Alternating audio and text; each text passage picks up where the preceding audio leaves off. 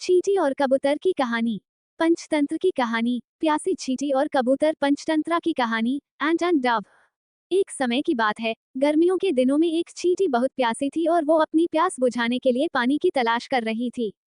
कुछ देर आसपास तलाश करने के बाद वह एक नदी के पास पहुंची। सामने पानी था, लेकिन पानी पीने के लिए वह सीधे नदी में नहीं जा सकती थी, इसलिए वह एक छोटे से पत्थर के ऊपर चढ़ गई। लेकिन जैसे ही उसने पानी पीने की कोशिश की, वह गिरकर नदी में जा गिरी।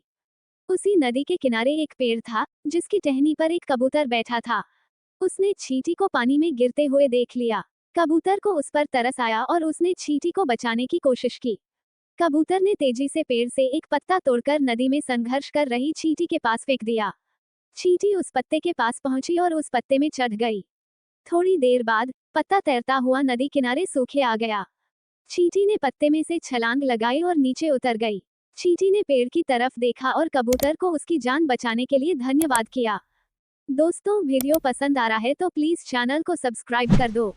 ये भी पढ़ें। पंचतंत्र की कहानी। लालची कुत्ता। इस घटना के कुछ दिनों बाद एक दिन एक शिकारी उस नदी किनारे पहुंचा और उस कबूतर के घोंसले के नजदीक ही उसने जाल लगा दिया और उसमें दाना डाल दिया।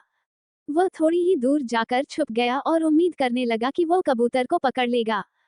कबूतर ने जैसे ही जमीन में दाना देखा, वह उसे खाने के लिए नीचे आया और शिकारी के जाल में फंस गया।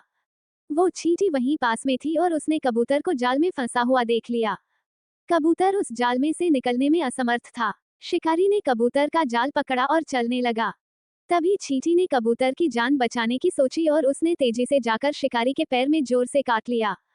तेज दर्द के कारण शिकारी ने उस जाल को छोड़ दिया और अपने पैर को देखने लगा। कबूतर को जाल से निकलने का यह मौका मिल गया और वह तेजी से जाल से निकलकर उड़ गया। ये भी सुने। पंचतंत्र की कहानी। चींटी और घमंडी हाथी। सीख कर भला हो भला। हम जब भी दूसरों का भला करते हैं, तो उसका फल हमें जरूर मिलता है। कबूतर ने चींटी की मदद की थी और उसी मदद के फलस्वरूप मुश्किल समय में चींटी ने कबूतर की जान बचाई। इसलिए कभी भी किसी की सहायता करने या अच्छा करने से पीछे न हटें। जब भी मौका मिले, दूसरों की बिना किसी स्वार्थ के मदद करें।